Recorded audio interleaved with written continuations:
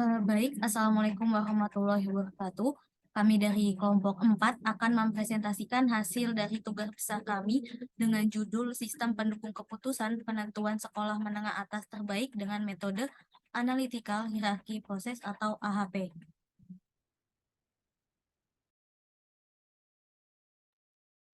Kemudian di kelompok 4 sendiri ada 6 anggota. Yang pertama ada Fakir Wandi dengan NIM 10 20 10 38. Yang kedua ada Bella Nur Rafida dengan NIM 10 20 10 20. Yang ketiga ada Danu Wahyu Pratama dengan NIM 10 20 10 24. Yang keempat ada Diki Setiawan dengan NIM 10 20 10 30. Yang kelima ada Wafik Maulida dengan NIM 10 20 10 84. Dan yang terakhir ada saya sendiri Yumna Alfia dengan NIM 10 20 10 88. Selanjutnya ada outline pada presentasi kali ini. Yang pertama ada pendahuluan, kemudian metodologi, kemudian analisis dan pembahasan, dan yang terakhir kesimpulan dan saran. Kemudian latar belakangnya sendiri, pemilihan sekolah menengah atas yang baik dan benar bagi siswa menengah pertama yang akan melanjutkan pendidikannya. Banyak sekali kriteria-kriteria yang harus dilihat dari banyaknya sekolah negeri dan sekolah swasta yang beredar di pasaran saat ini. Menyadari betapa pentingnya dalam menentukan sekolah yang tepat, maka perlu dibahas dan dibuatlah suatu sistem pendukung keputusan atau SPK menggunakan metode AHP. Analisis dalam pendukung keputusan yang akan dibahas adalah memberikan kemudahan informasi dalam memilih sekolah terbaik sesuai dengan kriteria yang diinginkan siswa dan siswi, dengan berupa hasil keputusan yang diambil dalam memilih sekolah yang bisa menerima siswa dan siswi tersebut sesuai dengan kemampuan dan keinginan minat belajar.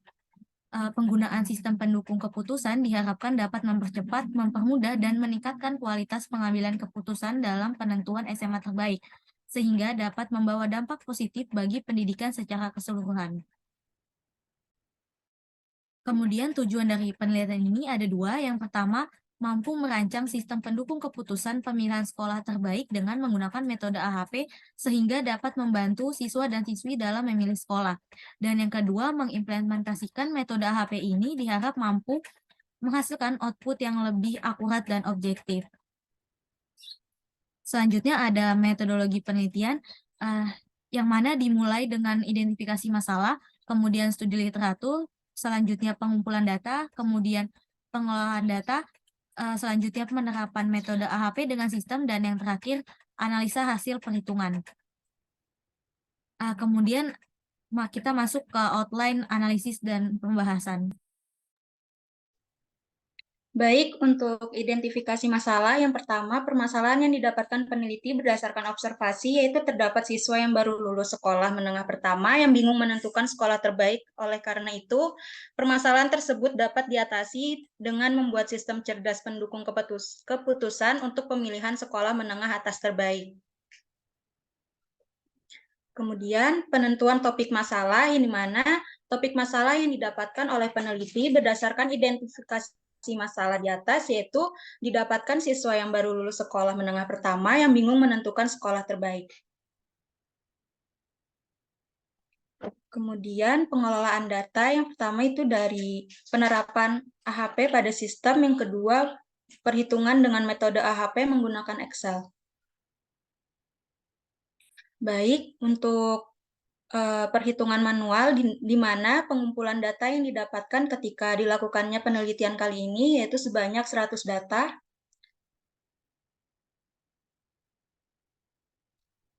Dan untuk penggunaan metode AHP dapat dilihat dari gambar hierarki di atas. Pemilihan alternatif untuk pemilihan sekolah terbaik memiliki 5 kriteria, yaitu kurikulum kompetensi, SPTK guru memiliki sertifikat pendidik, ekstrakurikuler, fasilitas sekolah, dan status akreditasi. Kemudian dengan 5 subkriteria, yaitu sangat kurang baik, cukup baik, baik, dan sangat baik.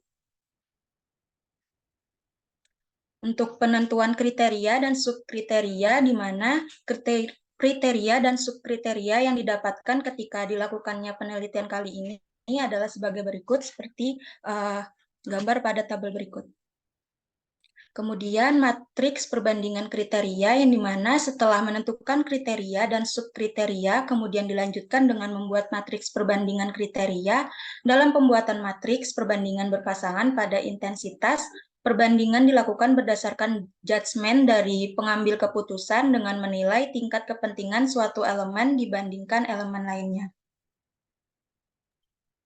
Oke, baik. Selanjutnya ada matriks nilai kriteria atau normalisasi, di mana cara untuk menghitung normalisasi yaitu unsur-unsur setiap kolom pada matriks perbanding kriteria dibagi dengan jumlah kolom total dari setiap kriteria yang bersangkutan, sehingga akan diperoleh bobot relatif yang dinormalkan.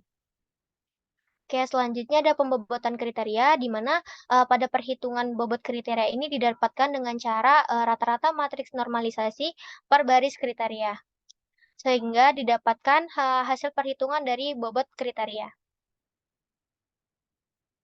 Oke, selanjutnya ada perhitungan matriks penjumlahan tiap baris, di mana pada perhitungan matriks ini didapat dengan hasil bobot kriteria dibagikan dengan matriks ternormalisasikan.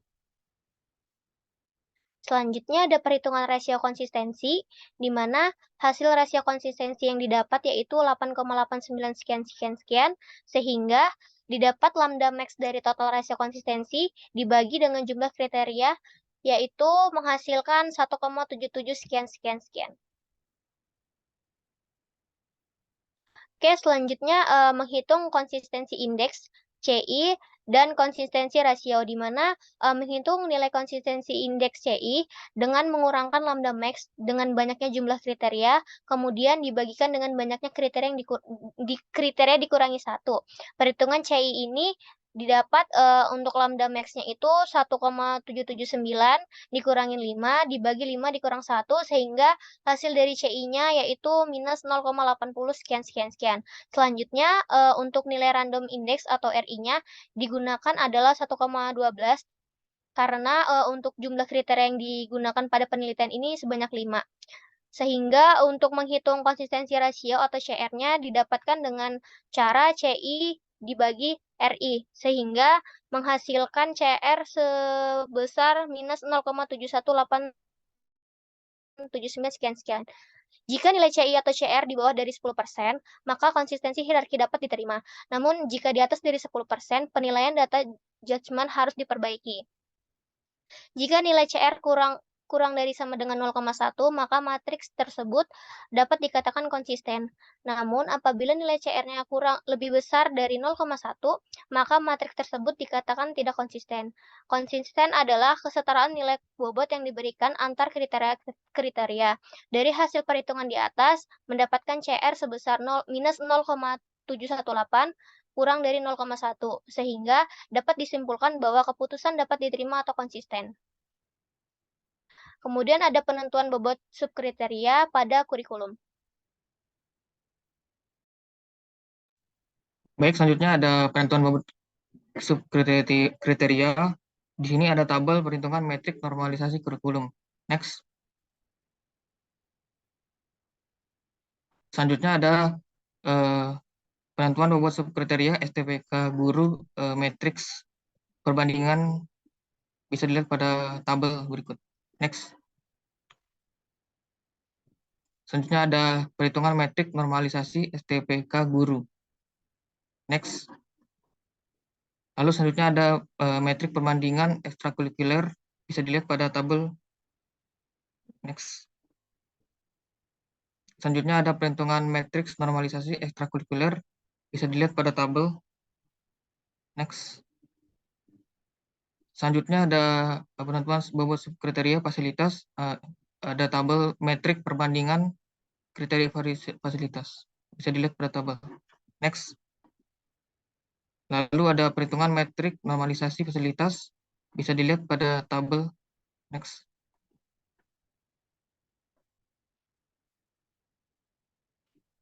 Lalu ada perbandingan matriks akreditasi. Next. Lalu ada perhitungan metrik normalisasi akreditasi bisa dilihat pada tabel. Next. Baik, selanjutnya ada perankingan Jadi pada penggilingan manual ini kita menggunakan metode AHP atau analytical hierarchy process yang didapatkan hasil sebagai berikut, yaitu sekolah SMA Neokultur City dan SMA Edinburgh merupakan sekolah unggulan atau terbaik, sedangkan SMA Sriwijaya merupakan sekolah terendah. Next. Jadi kesimpulannya, yang pertama, perkembangan sistem mendukung keputusan dengan menggunakan metode AHP ini dapat membantu dalam rankingan sekolah menengah atas yang sesuai dengan kriteria dan bobot subkriterianya. Melalui proses perhitungan bobot kriteria dan penentuan preferensi serta melakukan perankingan, sistem memberikan rekomendasi sekolah menengah atas yang terbaik. Yang kedua, SMA Neokultur City ini diidentifikasi sebagai sekolah menengah yang terbaik berdasarkan penelitian ini. Jadi sekolah ini memenuhi kriteria yang ditetapkan dan memiliki nilai preferensi yang tinggi. Yang ketiga, metode AHP dan sistem pendukung keputusan yang dikembangkan ini dapat membantu siswa dalam pengambilan keputusan sekolah menengah atas terbaik dengan mudah dan tepat. Jadi sistem ini dapat mempercepat proses pemilihan sekolah terbaik dan mencegah siswa dalam memilih sekolah yang tidak sesuai dengan keinginannya. Next. Dan ada saran, yang pertama diharapkan dapat melakukan pembaruan data secara berkala karena kriteria dari setiap sekolah itu pasti akan terus berkembang. Jadi penting untuk memperbarui data yang digunakan dalam sistem secara berkala agar rekomendasi tetap relevan dan mengikuti perkembangan yang terbaru. Dan yang terakhir, diharapkan dapat mengembangkan dan memperluas kriteria untuk meningkatkan keakuratan rekomendasi. Misalnya, silabus yang dikembangkan sekolah menengah atas dan prestasi yang telah diraih sekolah menengah atas. Jadi dengan lebih banyaknya faktor itu, sistem dapat memberikan pemeringkatan yang lebih komprehensif. Next. Oke, selanjutnya untuk demo sistem bisa dilanjut oleh rekan saya. Terima kasih. Baik, untuk demo sistem di sini saya akan mencoba untuk mendemo sistem yang telah kami buat.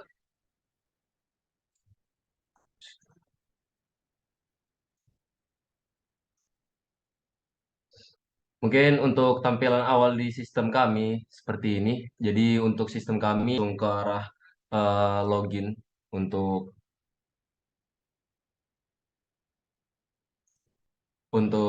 tampilan sistemnya, di mana di sini kami diminta untuk memasukkan akun dengan email dan passwordnya. Sini saya membuat emailnya yaitu admin@admin.com.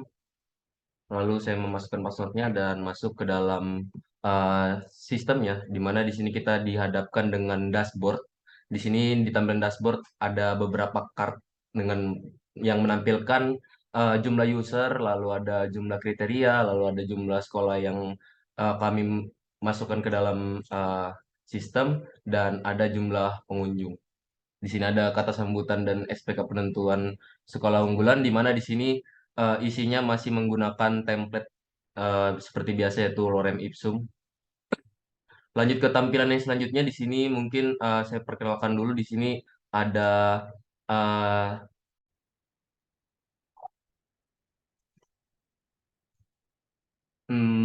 mohon maaf, mungkin tadi ada sedikit kendala ya.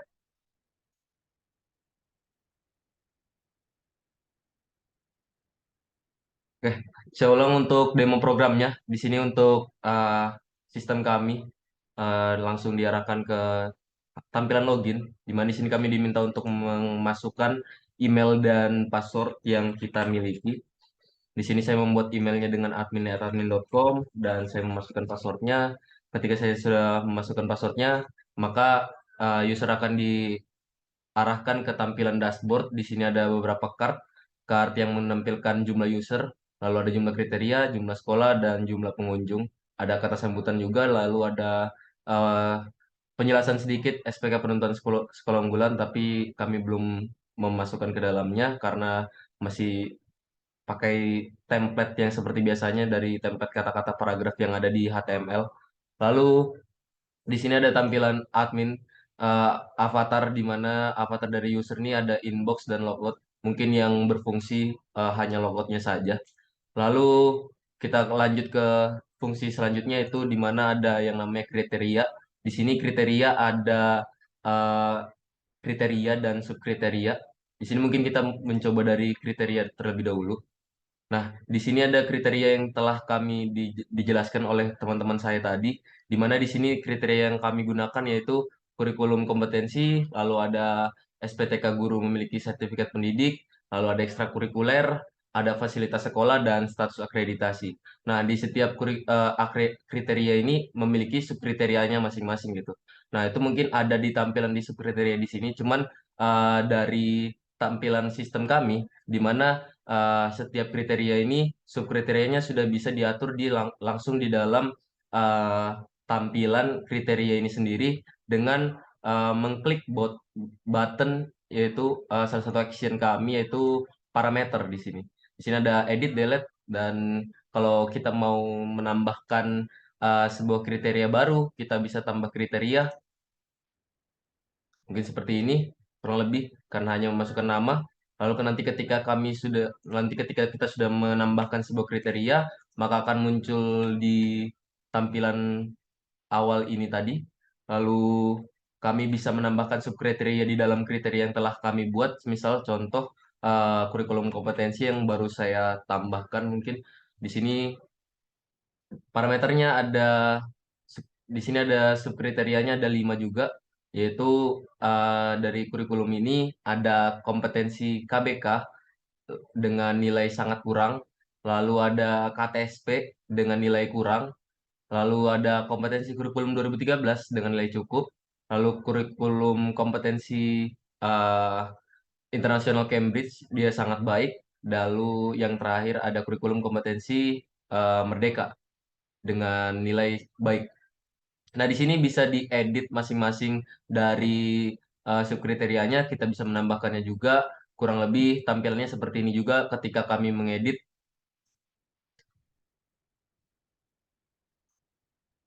Oke, mungkin lanjut ke tampilan selanjutnya itu ini subkriteria, di mana subkriteria ini sama tampilannya yang telah kami tambahkan di dalam kriteria tadi di bagian parameter. Di sini mungkin ada sedikit kekurangan di mana dari subkriteria di sini tidak bisa langsung diedit gitu. Jadi editnya hanya bisa di dalam kriteria tadi di dalam parameter, di action parameter. Di sini mungkin kalau delete-nya bisa berjalan, tapi kalau editnya mungkin tidak bisa. Lanjut ke menu sekolah, di mana di sini saya sudah memasukkan seluruh data kami yang kami miliki yaitu sebanyak 100 data terkait sekolah-sekolah. Ini ada data dummy, di mana di sini untuk data-data sekolah ini kita bisa di menu sekolah ini kita bisa menambahkan sekolah gitu. Dengan di sini diminta nama sekolahnya, nama kepala sekolah, lalu ada alamat sekolah, visi misi, nomor telepon gitu. Ketika di create bakal muncul di paling bawah. Sorry, maksud saya bakal muncul di paling atas karena baru ditambahkan gitu. Nah, di sini ada fitur read, update, delete-nya. Mungkin di sini eh, sama yang seperti sebelumnya, update-nya juga masih tidak bisa digunakan dengan baik gitu. Lanjut saja ke perhitungan, di mana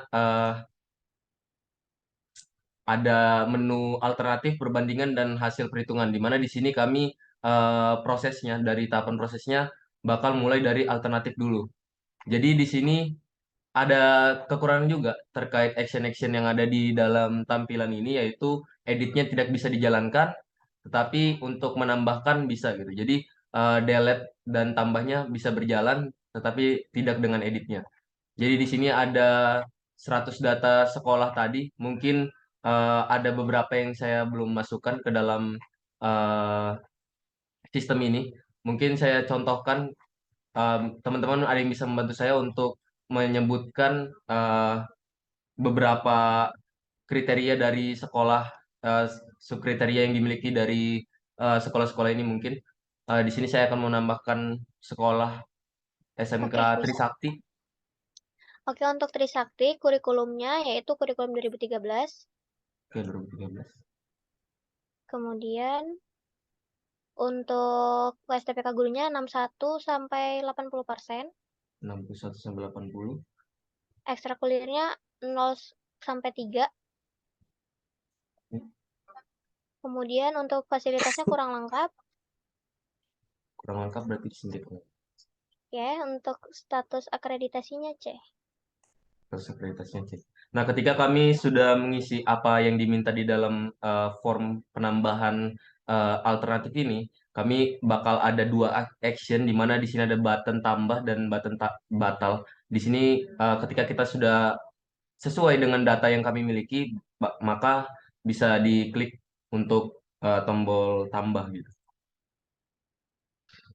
Oke, karena tadi masih 99 mungkin kurang satu, tambah lagi satu. SMK Pajajaran. Oke, untuk SMK Pajajaran, kurikulumnya 2013. 2013. Untuk STPK-nya 41 sampai 60%. Untuk ekstrakurikulernya 6 sampai 9. Fasilitasnya cukup lengkap. Lengkap Akreditasinya A. akreditasinya. Oke, mungkin sudah. Karena sudah sesuai, saya tambahkan. Nah, ini sini ya, 100 data yang kami miliki sudah masuk ke dalam sistem kami semua. Lalu lanjut ke proses selanjutnya itu tahap perbandingan, di mana di sini ada action tombol dari tampilkan, di mana di sini bakal menampilkan matriks yang tadi sudah sempat ditunjukkan oleh teman saya di Excel yang kami buat ya. Di sini sama, lalu ada lihat matriks di bawahnya lagi, di mana di sini menampilkan perhitungan-perhitungan yang tadi juga sudah disampaikan oleh teman-teman saya tuh. Jadi di sini mungkin ada beberapa sedikit perbedaan, hanya kecil saja perbedaannya terkait jumlah mungkin 8,838, lalu di sini ada CI terutama minus 0,80 sekian sekian, lalu di sini CR-nya minus 0,7214 sekian sekian. Oke. Ketika kami sudah masukkan ke dalam sistem terkait perbandingannya, lalu lanjut ke perhitungan selanjutnya yaitu hasil, di mana di sini hasil menampilkan semua data yang kita miliki gitu. Dari seluruh data 100 data yang telah kami tambahkan, di sini kita bisa ada action satu aja yaitu action hitung. Oke, oke, dia muncul alert proses seleksi berhasil, halaman akan di-refresh. Oke, oke, ini udah berhasil untuk di-refresh untuk halaman perhitungannya. Nah, di sini mungkin masih teracak terkait datanya. Nah, di sini juga kami ada fungsi untuk mengurutkan sekolah mana yang paling baik gitu, untuk dari total keseluruhan penilaian yang telah dijumlahkan tadi gitu. Oke. Di sini terlihat untuk SMA Neoculture City dan SMA Edinburgh yang mungkin tadi disampaikan dengan teman-teman saya itu memiliki nilai yang sama dan nilai yang paling tinggi di antara seluruh SMA atau SMK yang lainnya gitu. Nah, di sini yang paling bawah yang terendah yaitu SMA Sriwijaya dengan nilai 0,43 sekian sekian. Mungkin itu saja dari eh, tampilan sistem yang kami buat. Mungkin memang masih banyak kekurangan dari sistem ini eh, karena ya kami juga memerlukan banyak pelajaran terkait sistem pembuatan sistem ini khususnya. Mungkin itu saja yang bisa kami sampaikan. Saya balikan ke mungkin ke sistem PPT. Oke, mungkin itu saja yang bisa kami sampaikan di presentasi sistem kami ini. Kurang lebihnya mohon dimaafkan. Sekian dan terima kasih. Wassalamualaikum warahmatullahi wabarakatuh.